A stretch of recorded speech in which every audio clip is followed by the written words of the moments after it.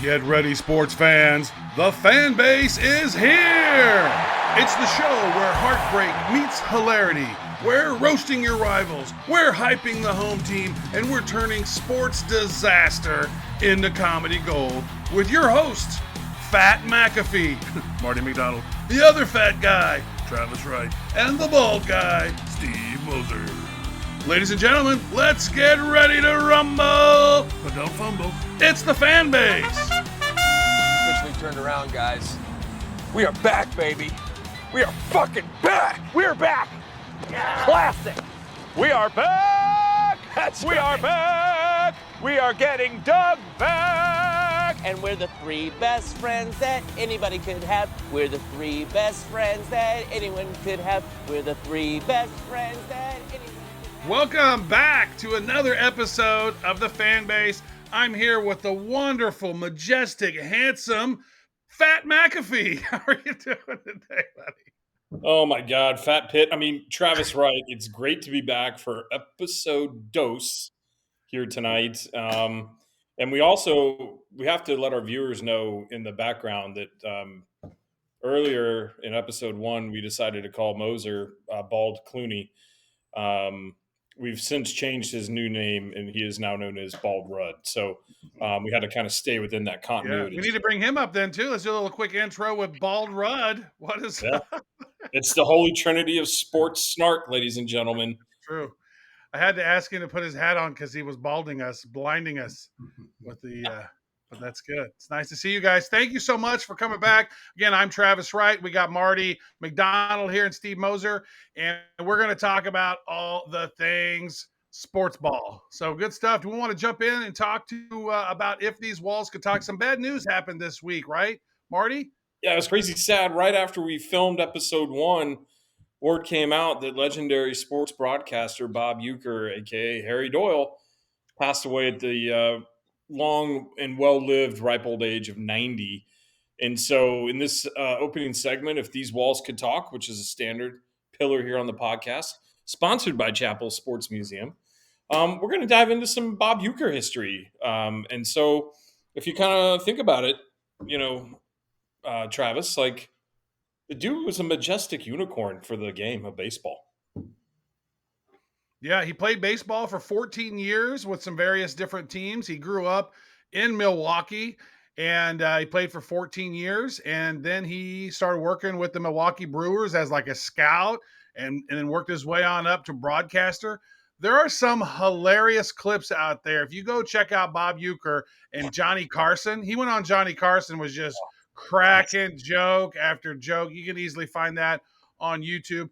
Yeah, he's a career 200 hitter, right? And I think one of his famous sayings is like, anyone can play in the big leagues, but to last as long as I did, you just had to have a lot of perseverance. And I think, if you look at what he did and just some of the crazy moments, which we've got a great video clip that we'll have here playing here soon. But Uecker was a man. And I think what really brought him mainstream, not just the beer commercials, was Major League, the movie. And I know we've got a whole episode devoted to sports movies and probably multiple episodes around it, frankly. But Major League was just something, right? Like, Travis, what was your favorite Harry Doyleism from that movie? I think it has to be just a bit outside. Just missed the corner on that one. That was just so funny. And then how you'd be sitting here just getting drunk. Thank God. Vaughn into the windup in his first offering. Just a bit outside. He tried the corner and missed. Wild thing. You make my Look at heart sing. I love this. This movie's so You classic. walk everything. You walk everything. He walked him on 12 straight pitches. That was loaded the bases. So, yeah, that was just completely classic. I always loved Bob Uecker. What about you, Mo? What was your favorite Bob Uecker moment? Probably saying that the main guy for the Yankees led the league in all offensive categories, including nosers.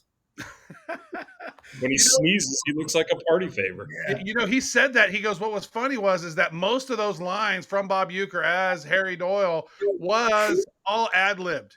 They said, do it like you would do it, and they would say, oh yeah, do more of like that, and I like the one thing where he said, because I think he mentioned this even on that Johnny Carson interview. They said he had to catch Phil Necro, and he was always throwing those knuckleballs. He goes, the best way to catch a knuckleball is just to wait for it to stop rolling and pick it up. And so, he's just a funny dude. Like literally, watch him on that Johnny Carson thing, guys. He deadpans. He just says a hilarious joke and makes no facial expression, almost like a Stephen Wright type of thing. Oh, that whole Johnny Carson, and even like the clip that we opened with, that was on like this 13, 14, 15-minute video with all sorts of behind the scenes stuff on the movie Major League I'd never seen. And I've watched that movie religiously, even to this day. I don't even know how old. I think it came out in 89. Like I used to watch that thing 3-4 times a year. It's a cult classic. It's just a great movie. And here he is. He's, tipping the whiskey because no one gives a shit what's going on in the Cleveland Indians game.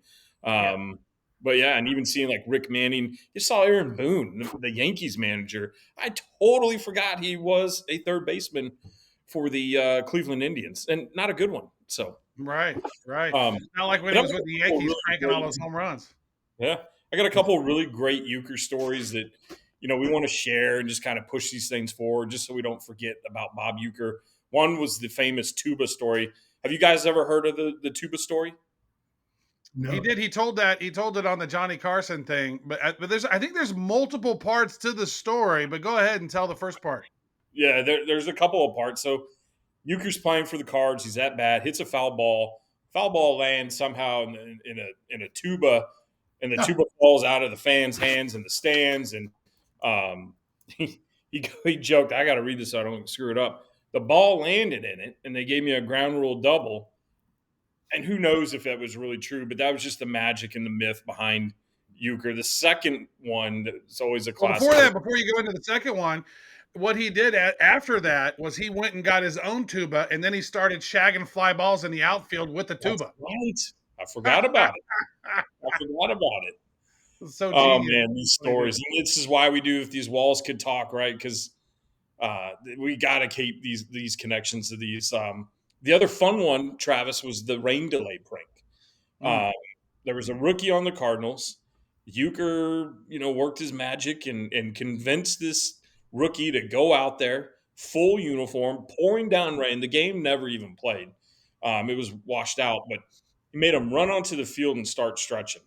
And, back in the day, umpires were a little bit more, how do I want to say this, polished, and didn't really like to put up with a lot of shit from people. And so they actually were pretty annoyed by it. But the whole Cardinals organization, all the guys that dug out, they were just laughing over it. And that was just one of Uecker's ways of staying humble and trying to keep everyone around him in the game humble. So that's very nice. Thank you, Mr. Bob Uecker. I thought Bob Uecker died years ago, so I must have had this weird Mandela effect going on. I thought he died like 15 years ago. You were like, Bob Uecker just died. And I was like, what? Dude, I could have sworn Bob Uecker died in like 2008 or something. So I don't know. He did get nominated into the Hall of Fame in 2003. And he said, I know what you all are thinking. I should have been nominated as a player. And the whole crowd just died laughing, dude. He was like, he had a look on his face like, what do you mean, you guys? Come on. So Bob Uecker, he's a classic. I tip my hat to you, Mr. Bob Uecker, and thank you. Yep. Thanks, Yuki. All right, next up, we have a really good treat. We're going to start bringing really awesome people on to have conversations, especially because we're talking about fans.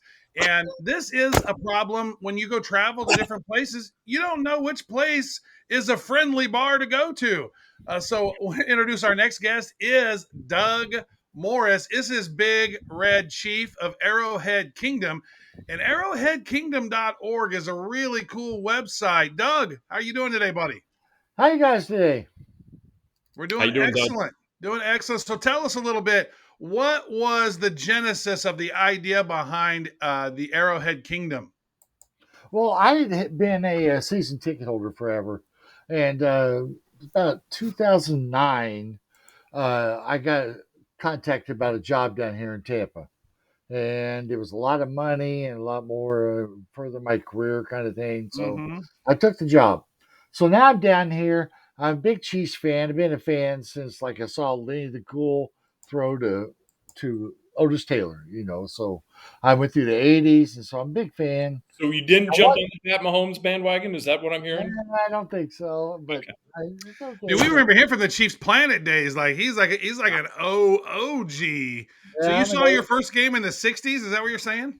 yeah, 67, 68 when Super Bowl was. Yeah, I was born in 59, 65.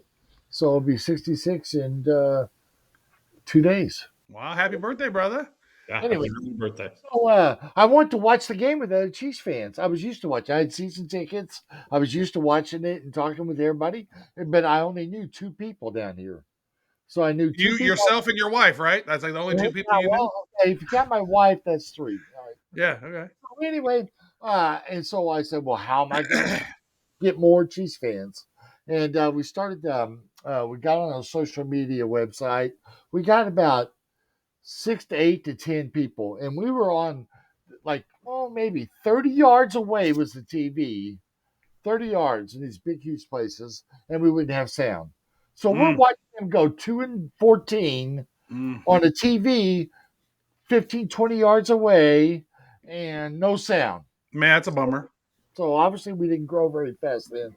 But finally we got to a place where we were getting 30, 40 people. And then we went to different bars and they said, okay, you come here, bring 30, 40 people. We'll give you sound and TV. Well, once we got that, you leveled up the sound. Congratulations. Yeah. Then we got to a place where had like seating of 300. And we started packing them in, and we couldn't. It was too many people. It was just too much to hassle, and so we split it off into 4 different regionals here.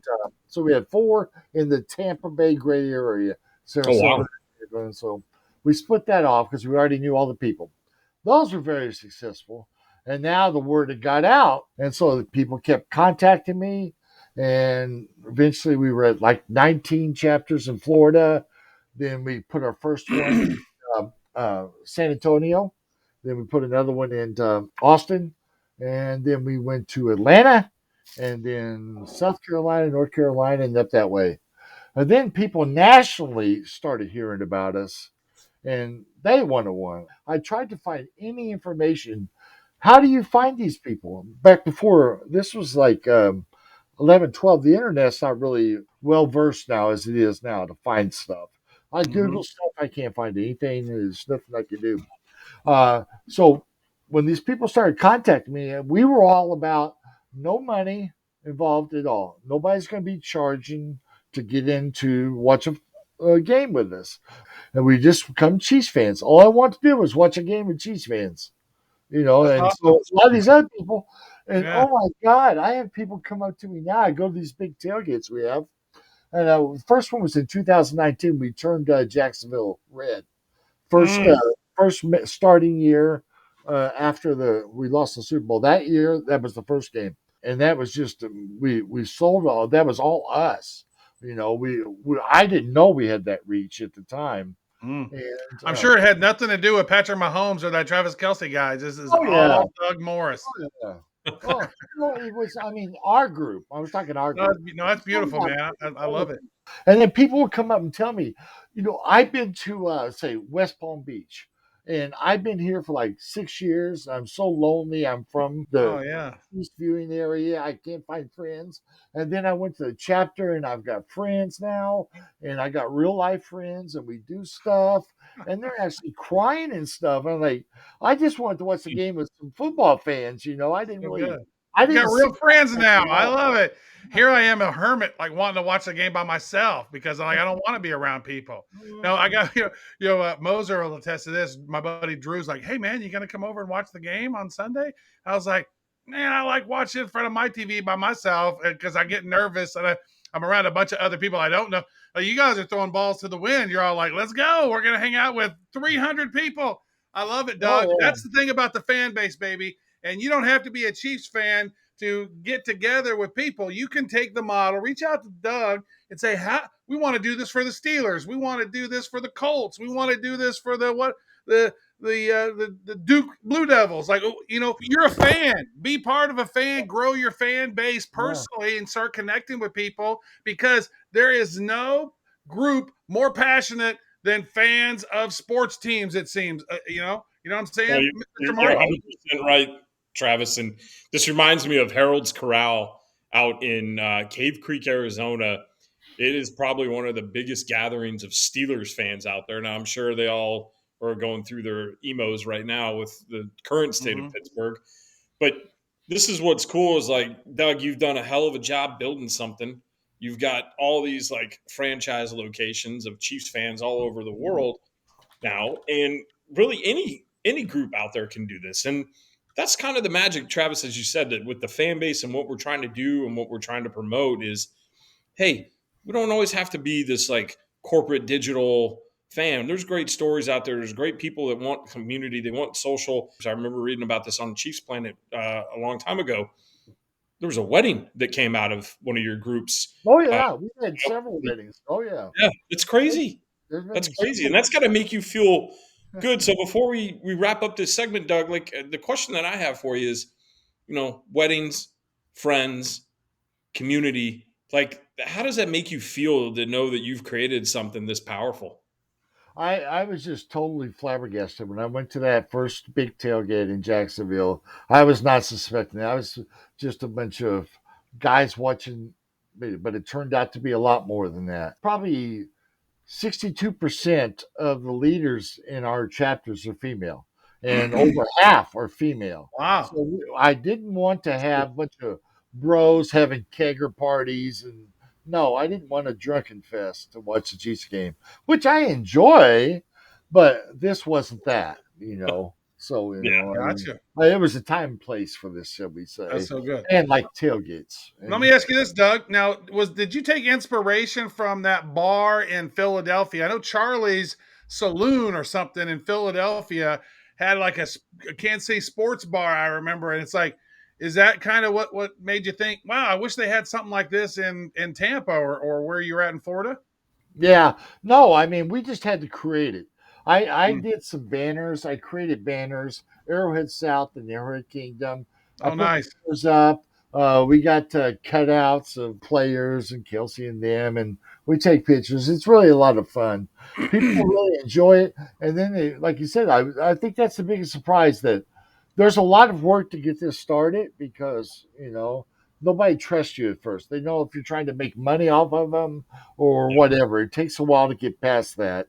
And then you have to be ready for failures. There's going to be people you thought would be gangbusters at doing this chapter leader stuff, and they just didn't work. Then others are just going unbelievable. I love it, man. He's creating virtual red coders. Yeah. Right? Like that, because that's what Lamar had back in the day. He had these red coders, and they would go out and sell season tickets. And so here you are, BigRedChief, passing the torch out, saying, "Hey, we need chapter leaders." It's like you're doing a whole new level of the red coders, but in the whole new 21st century, brother. We appreciate that. That's awesome, my man. Yeah. If you Doug, can thank you for everything. if you can get a good chapter leader, that place will boom. Every good chapter leader I've had, they've had 50 by first year. Second year, they've got 100. And on like that. Because you build it, they will come. Because the fans are there. Yeah. You know why? Because you're a good chapter leader, brother, and they followed your lead. So thank you for that. Thank you for being a someone out there spreading the good gospel about the Chiefs, my dude. We really appreciate that. And hopefully there's a lot of people on other fan bases that are going to take this idea and take it to another level to help grow other fan bases. So that's beautiful. Yeah. Cool. Doug, thank you for coming on the podcast. We appreciate you being a guest for us tonight. All right. Thanks for having me, guys. Thanks a lot. Moser, back in the middle. So what was this? So you said that you went to a sports bar in San Diego? Oh, well, yeah, when I went to San Diego on vacation, I said, well, what are we going to do for the Chiefs game on Sunday? Because they're not showing the game. And my friend said, yeah, we'll go to this bar. And so, yeah, we went at 9:30 in the morning, and I was pretty drunk by noon, but I guess the game starts at 10 in the morning out west. Pretty fun. Where was that at? It's in San Diego, like not probably about a mile from the ocean. I guess it's owned by some guy from here. They serve barbecue. That was the Kansas City Barbecue Company Yeah, that's it. from the legendary Top Gun movie. Very nice. Very nice. Well, that leads us into our next segment here with Moser's Moments, where Moser will tell us some random things that's happened this week in the world of sports. So what do we got this week, Mr. Moser? All right, sports history. I went back a ways to the mid 90s. So I don't know if some of you will remember, some of you might be too young, but it was basically a tale of two halves. In the first half, it was all Houston Oilers. They just kept kicking. The Buffalo Bills had no answer. Warren Moon was just throwing touchdowns all over the place. Took a 35-0 lead, I believe, or 35-3 maybe. I think Buffalo did get one field goal. And then in the second half, it was reverse, and Buffalo came back throughout the half and tied it and won in overtime. Wait, was Jim Kelly hurt? Because I seem to remember that was Frank Reich, right? You're right. So Jim Kelly was hurt. Frank Reich came back, which was one of the biggest comebacks. I think isn't it still the biggest comeback in NFL history? It's one of them. I think it is. Because I know Tom Brady had the 28-3, and then we had the 24-0 versus the Texans. But I think they were down 35-3 or something. 35-3. Yep. Golly, down 32 points. And I remember watching that game back in the day and just going, what is going on with that? That's pretty crazy. So that's 1993. Is that the oldest? That's the oldest thing on your list. What else we got? Yeah, I don't know. I went through a lot of these this week in sports history. It's a lot of football playoff games. So I tried to look for other things. Do either of you golf? Because I'm not really a golfer. I'm not really a golfer. I'm really horrible at it. This kind of struck me as a pretty big thing because I do remember hearing about it. And David Duval shot a 59. Yes. January 24th. Is that the lowest round that somebody's ever? Was that like in one of the big? Was that like one? That wasn't the Masters. Was that one of the top four? It's in the Bob Hope Classic. Okay, so that's just like a regular one. Yeah, it's just kind of a regular tournament, but just that's so low of us. I don't think it's been repeated, has it? I don't know if you're a golfer, you might know. No, it's 59 is pretty low. It's one of the lowest ones out there. And for the true golf aficionados and historians, the Bob Hope Classic was the big kind of kicking off the year golf tournament that would happen every January out in SoCal. So I think it's kind of faded a little bit over the years, but back then it was the bee's knees. Well, Bob Hope was still alive then, probably, right? And when that was still going on, I don't remember when Bob Hope died. Was too. Yeah, I knew where you were going. You got a couple. Yeah, it's good. You got a couple of Kobe things too. What are the other moments there, Steve? Oh yeah, so these two both related to Kobe. January 22nd, 2006. You guys might remember Kobe Bryant scored 81 points. I know he was like 19 for 20 from free throws. Was it 17 3-pointers? No. It was some ridiculous number. It was he just went off. And then the other unfortunate moment with Kobe. The other unfortunate, yeah, and then also in January 26th of 2020. 5 years ago. Yep, he passed away. He was killed in a helicopter crash. Yeah, him and his daughter and a few other people. That was horrible, man. Can you believe that was 5 years ago? And then the other one is a Royals guy, which this was a horrible thing too back in 2017. Yep, January 22nd. So on this day, 8 years ago, Giordano Ventura was killed in a car crash at the age of 25 in the Dominican Republic. Yeah, he'd be 33-year-old pitcher still, I guess. He'd still be throwing today. I mean, talk about signed through like 2020 or 2 or something. We had it was just a horrible thing. I think that kind of set the Royals back a bit. You know what I mean? It did. He was a little bit of a hothead on the mound, and it was. I liked it because I always like it when pitchers kind of throw with that Mamba mentality just to kind of bridge Yo and Kobe there. But he would go out there and he brought that spirit. But losing Yo, it really hurt the team in a lot of ways. And, who knows how his career would have finished. We do know where Kobe's career finished. And I don't think, that Mamba mentality that athletes today seem to lack would we just don't see that. You see it with some of the guys, and maybe like a Mahomes. You see it with Josh Allen too, just to be fair, because we don't want to be accused of being an only Chiefs podcast, guys. But yeah, Kobe, man, rest in peace. Hell of a guy. Well put. And that's really all I had for history. There's not a lot of college basketball this week. Just a couple big games on Saturday: Tennessee at Auburn, Houston at Kansas. But we'll dive more into college basketball later on, I guess. Yeah, after the NFL is up, and we all know that from reading all the tweets and reading and then watching Skip Bayless and even Rich Eisen, the refs are ruining everything. They're ruining all of sports ball, especially the Chiefs. They're giving it everything to the Chiefs. And so I really wish I had a refs jersey, because I would have put one on right now, because this is our salute to the refs. Yeah, this segment, Travis, is Refs Ruin Everything, sponsored by Angel Hernandez. Mm-hmm. Oh, it's crazy. I think Chris Lawn hit the nail on the head this week. I saw something on Twitter. And Chris Lawn, if you don't watch his stuff, like, he's a former NFL player. He's paid to analyze a game. He's not a fan. He's not going to go out there and glaze the Chiefs.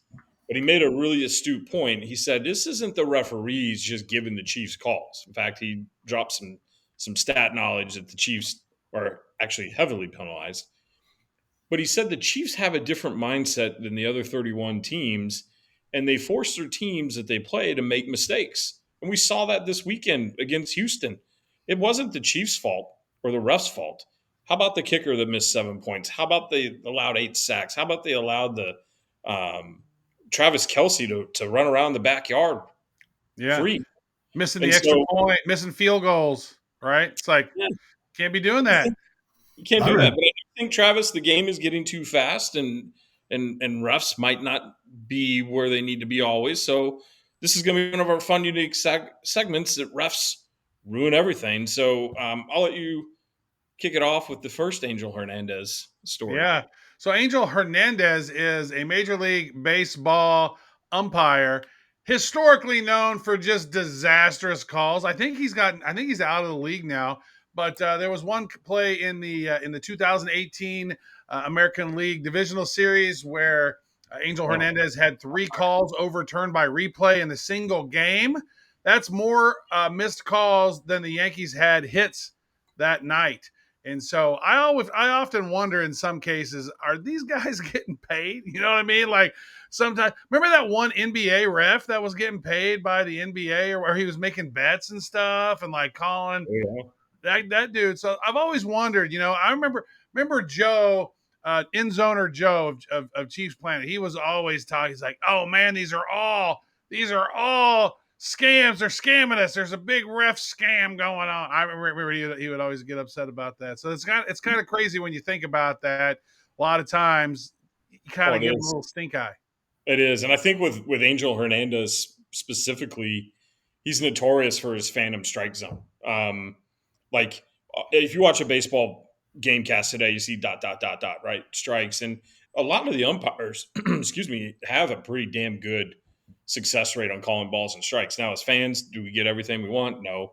But Angel Hernandez is like all the way out here. The guy is a loon. And if you just get it somewhere close, he's actually kind of like the little league umpire. So when you put like baby 8-year-old Travis Wright on the bump to throw against 8-year-old Marty McDonald in the plate, and if you got it and it whizzed by my eyes, that's a strike to Angel Hernandez. In fact, in 2020, it reminds me that Washington Nationals GM Mike Rizzo was so fed up with Angel Hernandez's umpiring in that game and so many missed calls, not just a strike zone, but just other missed calls.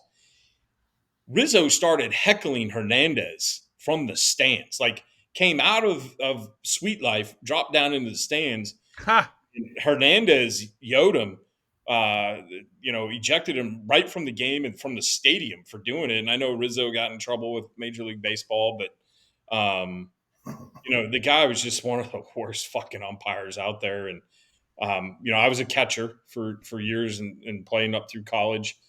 And I'll never forget, I had a Mets scout RJ Harrison, great dude, long since retired. He told me the best line to ever tell an umpire when he missed a call if I was catching. And I go, okay, RJ, well, what is it? And RJ said the best thing to ever tell an umpire is to bend over and use your good eye to make the call. So, but do you remember the Joe Madden? That's really friendly. I'm sure that really helped them, give more of those marginal calls over to you. Now, I was saying this, and I think I even said this to Moser. I was like, it seemed to me early on that this year MLB wanted it to be Yankees Dodgers, and whenever the Royals beat Baltimore, I was like, I have a funny feeling that it's going to be the Royals versus the umps and the Yankees. We're not going to get those marginal calls. And I would bet to say that the opponent of the Dodgers in the NLCS is not going to get calls either. And then they showed that sort of, and then our pitchers were nailing them right on the corners, and those were balls. But for the Yankees, they weren't balls. They were strikes for them. And so I was like, see, we're not getting those marginal calls. And I think that's probably why we're going to have AI and robots of some sort eventually taking that human element out of there.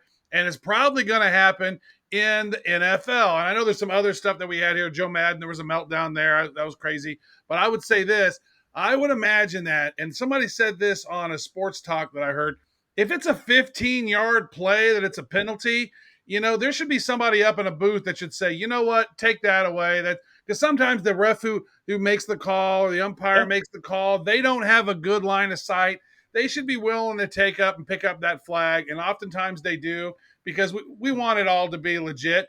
And if you look at it historically and you look at how, since Mahomes has been in as quarterback, we've got 500 more penalties or whatever against us than the opposing team. It's just so ridiculous. It's like yards or I don't remember the exact statistics. We should pull it up, but we're fans and we don't have all those fancy ESPN deals. But I'm saying historically they would say, oh, wow, we are the fourth most penalized team.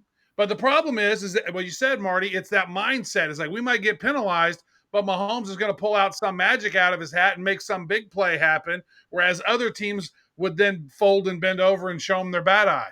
Yeah, that's just how it is. And, just to kind of put a wrap on this segment, with Angel Hernandez, I think you could take a robot umpire, and that robot umpire would be a Hall of Fame level ump.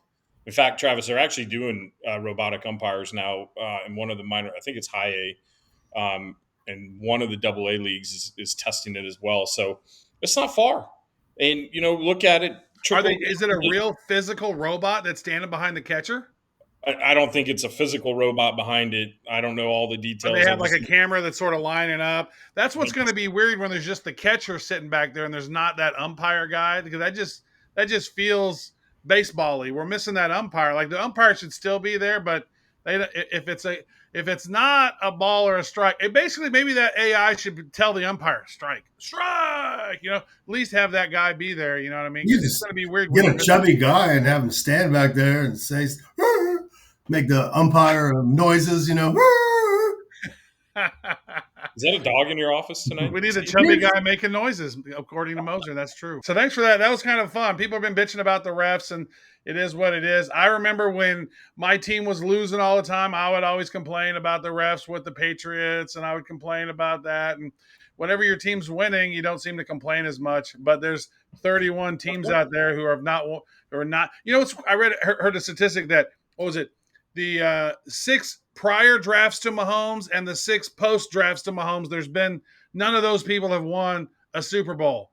And so hopefully that doesn't change this year. But let's get into that AFC NFC championship preview, brother. I guess Buffalo is traveling to Kansas City, wishing to take us on. So, Travis, why don't you dive into this first part of this preview? Yes, I recall, however many times we played them in the playoffs, the Bills, not just the last 3 times where the Chiefs have beat Josh Allen all 3 times. I seem to remember a time when the Buffalo Bills beat us. I remember a time was it 1993 or 1994 when Montana went up there, and then we beat the Oilers, and then we went to Buffalo when we played them, and then they beat us, and then they went to their 4th Super Bowl in a row. Well, I can't imagine a Bills team losing 4 big games in a row to the Chiefs. I can't even imagine that happening. They would never lose 4 big games in a row, but maybe they will. I'm pretty excited to see this right here. It looks like in the playoffs, Marty, the Chiefs seem to go into a whole other mode. It's almost like regular season is like, it's regular season games you got, but postseason seems to be a certain beast mode. What do you think? It is, and I'll tell you, for Mahomes to be in the league as a starting quarterback, because remember, he did not start his rookie year, which Buffalo fans seem to conveniently ignore that stat that there was 15 games of Mahomes' rookie season he never played, and especially when they want to do a compare and contrast between Josh and Pat. But yeah, it's just the Arrowhead Invitational. It's going to be a highly contested game. Both teams are going to be fired up. Buffalo offensive lineman Deion Dawkins is running his mouth all week, and that never bodes well, guys. He's referring to the Chiefs as the former Super Bowl champions. We're America's team. We got Josh Allen. And, I'm all You don't for want to piss off Mahomes. You don't want to do that. You don't want to make him more mad for no reason. No, you don't. But I'm going to tell you this. The NFL might be listening to fans. Clete Blakeman is the lead referee assigned to this game, and the Chiefs are 5-6 straight up in games that Clete Blakeman has officiated. In fact, the last game that old Clete umpired was here in Kansas City on Christmas Day in that shocking loss against the Las Vegas Raiders. Yeah. Now, were there marginal calls in that game? Because I just remember seeing us playing like ass. And then, so what I would maybe suspect this time then is that there might be some more offensive, more penalties. We might see Jamal Taylor. Offsides.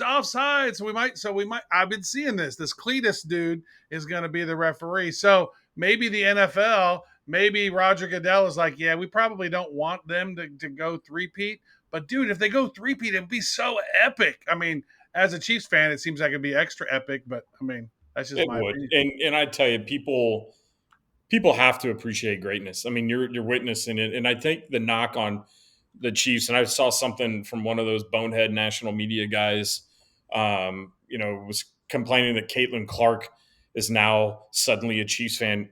That girl's been a Chiefs fan since she grew up in Iowa, and everybody's chiefed out now. Well, we don't get to experience dynasties anymore in professional sports.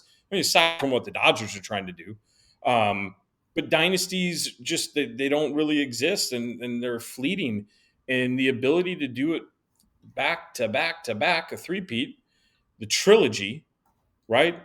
That's something that fans really need to pay a little bit of pause and appreciate, because I think a lot of things, Travis, in our society today, people are just jealous way too much. They can't be happy that someone else is happy. It's always got to be rep them down or tear them down or find holes or blame all this other shit. But I tell you, back to the X's and O's, for me, this game is going to come down to the Chiefs and making the right decision at who will be the running back to carry the bulk of the load. And I have to go with my guy, Kareem Hunt. He ran last weekend like he's making up for 8 years of lost time. And he looks a little bit more spry than Pacheco. Yeah. So I think Kareem's running style is a great thing to exploit that Buffalo Bills defense, because their D-line, their linebackers, despite what people in Buffalo think, they're leaky. And we saw the Ravens exploit it last weekend, and we've seen other teams exploit it this year. Yeah, Hunt is hungry, is what I always say when I'm looking at that stuff right there. Hunt is definitely hungry. But I will say this, when it comes to the playoffs, Travis Kelce is hungry. Last week, when he in that game was his 14th straight playoff game with over 70 yards receiving. I think playoff Travis Kelce is a whole other deal. Now you want to think, I like the idea of Kareem Hunt going ham. I was sitting up in the stadium freezing my ass off going, give it to Hunt. What the first drive was just idiotic. They give it to Pacheco a couple times. He didn't do anything, and they had to kick a field goal. And that was just such an anemic, just impotent drive. But then they started using Kareem Hunt more intelligently. I was like, yeah, dude, here's this dude who doesn't have a Super Bowl ring. He's hungry and he has 3 weeks of rest. Get this dude, feed this dude. And so they started feeding him. That was good. And I think this is interesting. Travis Kelce, 14 straight playoff games with 70 yards. The second longest streak in NFL history is 7. How hungry is that? That's some serious hungriness right there. And dude, he's just been going off. So here's his stats: Travis Kelce versus Buffalo in the playoffs in 2021, 13 receptions, 118 yards, 2 tutties.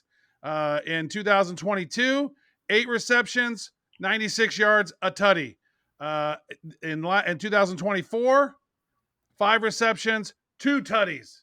So here's this dude. He has eaten lots of food during these games. I would expect Travis Kelce to get at least 1 tutty. That would be my guess. And I'm going to say the Chiefs get over 30 points because I think they're in their mind. They're going, listen to all these people talking about the refs. We better go ham. So I think they're going to get at least 4 touchdowns total, and they're going to probably get a couple of field goals. So that would be my guess, is that the Chiefs are going to score 34 points in this game.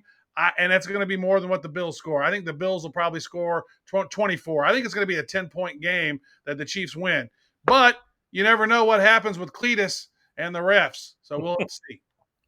Yeah, no, I think this is going to be a Chiefs win. I think there's a lot on the line. I think there's a lot with Mahomes' legacy, Kelsey's legacy. If this is, his final swan song, they want to get him into the Super Bowl. And look, it's going to be a hell of a game. I do think it's going to be a shootout. That's the reason why it's on Sunday night. It's the second game to be played on Sunday, and this one's going to have the TV ratings bonanza that the networks love. And I think we've talked this game enough. There is another game being played, and it's at National Football Conference. And the surprise over there is quarterback from my alma mater. Jaden Daniels. What's going Jaden on Daniels. There? Yeah, he was at Arizona State. Didn't do so great. Ended up moving over to LSU. First season did okay. Then they introduced something called Cognilyze, I believe is the name of the company, cognilyze.com. This is a VR training solution. And so what Jaden Daniels does every morning at 6 a.m. is he puts these goggles on and he starts going through the plays in his mind at 1.75x speed. So he's actually seeing these plays. He plug in the defense of the other team. He plugs in his plays. He sees what defense they have. He acknowledges what that is. Then he'll either call an audible or he'll do his play. And what was crazy was from 2022 to 2023 at LSU, he went from having 17 touchdowns and like 2,800 yards to having 40 touchdowns, 3 or 4 interceptions, and having almost 4,000 yards. And he won the Heisman Trophy. So whoever drafted him, he said, make sure that we need to bring in this German company, Cognilyze, so that way I can continue to utilize this. I think, Marty, this VR training solution is going to be the key for quarterbacks coming into the league. So that way we don't see any more Ryan Leafs. We don't see any more of these of the Jets busting on all their picks. We're going to start seeing really good quarterback play because they're going to be utilized. They're going to be traveling in their airplane and they're going to be doing reps. They're going to be at home at night doing reps. They wake up in the morning and they're doing reps. And then whenever they go to a live game, he says, man, the NFL slows down because I'm not playing this at 1.75 speed and it's everything slow for him. So he's training his brain. And dude, I would not be surprised if the Commanders win that game on Sunday. Well, I tell you, you made a really great point. And any coach out there, and hopefully there's a few coaches watching this, the best athletes that make the plays in the big moments. You can go from Gretzky to Jordan to Eric Hosmer to just name them, right? The game is slow. When you play any sport fast, I don't care what the sport is, bad things usually happen. But when you're able to slow the game down and process quickly, it sounds oxymoronish, I get it, but that's when the elite athletes just separate themselves from the pack. And I'll tell you a funny story about his VR training. He actually wanted to do this at Arizona State. Herm Edwards, who somehow got allowed back onto ESPN after the debacle ending at Arizona State, wouldn't allow it. And at his first year at LSU, he asked for it again.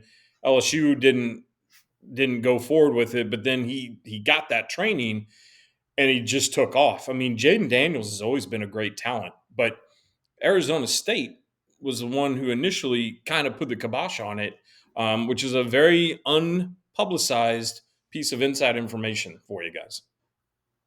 And I got more on that whole situation. Yeah, well, we can cover that more later on because we're trying to get to the point where we're condensing our show down, but we have lots of words we like to say. And so it's going to be interesting. What do you think? Do you think the Eagles are going to pull that out? Or do you think it's going to be the Commanders? I'm going with the hot young rookie quarterback in Jaden Daniels. I'm going with the Commanders, who I don't think have sniffed a title game since like the early 80s. So this one's for you, Washington. There's no better way to give a middle finger to Daniel Snyder after all the years of ineptitude that he caused and casted over that organization, but to get to the Super Bowl in year one of the post-Snyder era. So put me on the Commanders bandwagon this weekend. Nice. Made him sell the team, and now look at it. It's pretty wild. Got the number 2 pick overall with Jaden Daniels, Heisman Trophy winner. Here they are in the Final Four, essentially, of the NFL, the NFC Championship. That is good. And so now what we're going to do is we're going to jump into Coach Sarge's picks. And so we're going to zoom on in now. Welcome back, Fanbase lovers, to another section of Coach Sarge's pick. Pretty good week last week, 3-1. We were literally one long pass in the national championship game between Ohio State and Notre Dame. Otherwise, Notre Dame covers that at 8.5, and we go 4-0. This week, it's exciting. Championship weekend in the NFL. Some tough picks. Of course, Buffalo and Kansas City. We're going to go that one first. Which one is going to win the referee challenge between Mahomes and Josh Allen? Honestly, I'm really tired of hearing about that. They're both great quarterbacks. But Allen is a little theatrical. You got to admit. I don't see Mahomes doing that crap. They just give him the calls. So, I'm going to say that this is hard for me to do, but I'm going to tease this one too, and I'm going to take the Buffalo Bills. Right now it's 1.5, so if you place the bet, you're going to get 6, so you get the Bills plus 7.5. That's a pretty good deal, okay? The other side of the tease is we're going to go over 42.5. The last time these two teams played, it was 31-20. That was in Buffalo. I don't know if it's going to get up in the 50s. The last time they played the AFC Championship, you guys all remember that, in the last 13 seconds when the Chiefs won the game, or went to overtime and won the game. But I would tease that one. That's your best bet. Now, the second bet, the other game, the Eagles, and as I call them, the Washington Redskins. And I know some of you think, oh, it's the Commanders.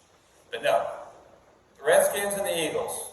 NFC East, they play each other, have already played each other 2 times this year. The Eagles are the lot better team. Jalen Daniels played phenomenal. He is still a rookie. This is going to be a really, really big stage. But you got to remember, the Skins had to win the last week to move up to get a playoff pick, and they played the Dallas Cowboys, which is my team.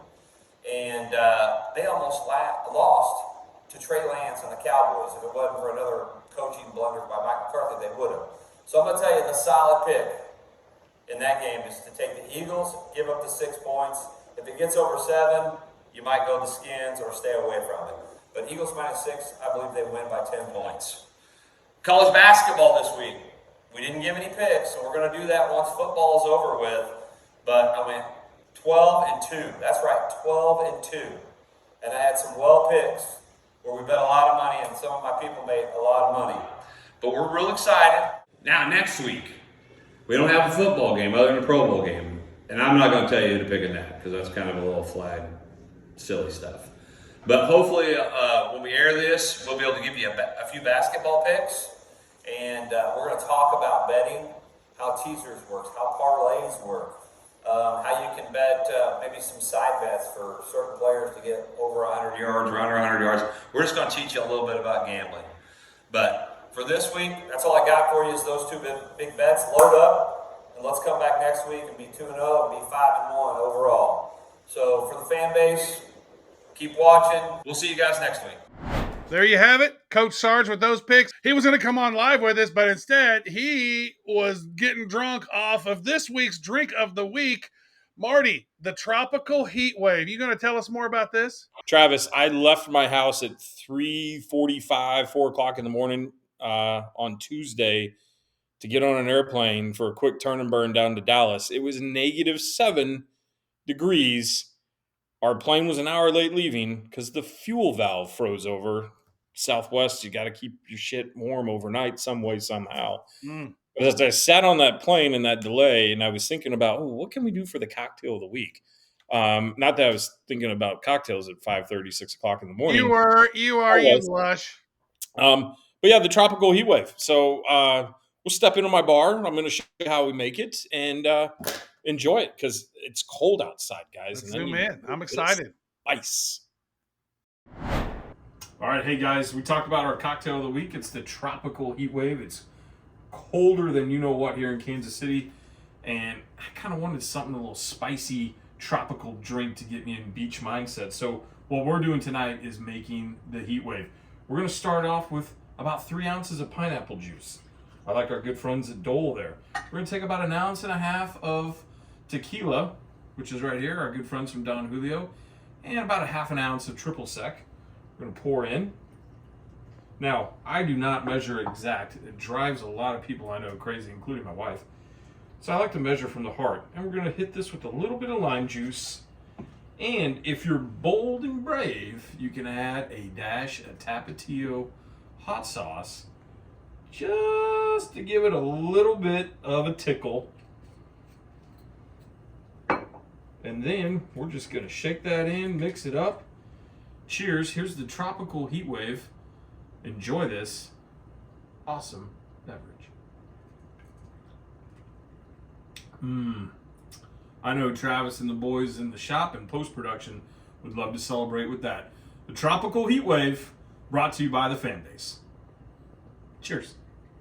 I'll tell you what, Marty, that drink looks delicious, good sir. I'd like to have one of those. Some heat wave. I'd actually like to have a heat wave. Don't necessarily need to have the alcohol, but I would love to have a heat wave. Now, Moser, you were telling me a little bit about the other day how you were going on a trip. You had a vacation to Denver and you were renting a SUV, and instead you got a big truck. What happened on that? Well, I rented an SUV for 5 days. Thought, hey, I'm gonna enjoy my vacation. So I go to pick up the SUV, and the guy says, "Oh, I'm sorry, we don't have an SUV." And he says, "Well, all we have is a pickup truck." So you had to drive around. You drive from Kansas to Denver on 9 miles a gallon. That doesn't seem so awesome. But what was funny was, to me, you said, I didn't want people to think I was a douche with a small penis, which I thought was pretty good. Every time I had to change lanes, it's like, sorry, this isn't me. This is not. I'm actually normally a VW Passat driver, guys. You're not a Subaru guy? Yeah, it's so good. And the other day, yesterday, which actually inspired this, is I was driving and I was going into Quick Trip, and this big truck with dualies cut me off and then put his foot down and then shot a bunch of black smoke at me. And my daughter, we always have this joke, and we know somebody's got a really big truck. So it had a really big truck, and his lights, he had lights, LED lights on his tires. And she was like, oh my God, he's got a really small penis. So here's the song of the week: Big Truck, Small Cock. We're going to leave that for you for the rest of the day. Well, a big shout out to Chapel's Sports Museum. And oh, by the way, Marty, don't you drive a big truck?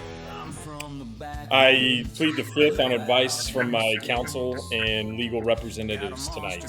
So we'll be back next week at Chapel's Live. Travis and I are on the road. I've got to figure out some way to get to New Orleans within the next 24 hours. And damn airports. Make it happen, brother. I'm going to figure it out. Thank you for tuning in. Thank you to Chris, our producer, making all this happen. As you can see, we're iteratively getting better each show. This was the first show from us remote in our home offices. The shows when we are on location are going to be a little bit different. So maybe we're at Chapel's next week. I'm not sure, because there's no big team sports that's going on next week. So maybe we go when they have the Super Bowl. We'll figure it out. You'll see it. We'll be here live. And what's that? We forgot something, Travis. What's that? Nick Farr makes his debut on our next podcast episode. Our celebrity tailgater from the Food Network will now be blessing us every week, and we're going to do some cool things with some Super Bowl food items. Very nice. We're going to elevate the tailgate. Yeah. So think of this more than just a podcast. This is more like, I kind of look at this as like sports meets the man show meets jokes, right? It's kind of late night vibe. So we're going to keep doing this and having fun and elevating it as we go. And you let us know what you like the most and let us know what you like more. Subscribe, like it, comment it, all those things. And we'll see you next time on the Fan Base. Peace out. Overcompensating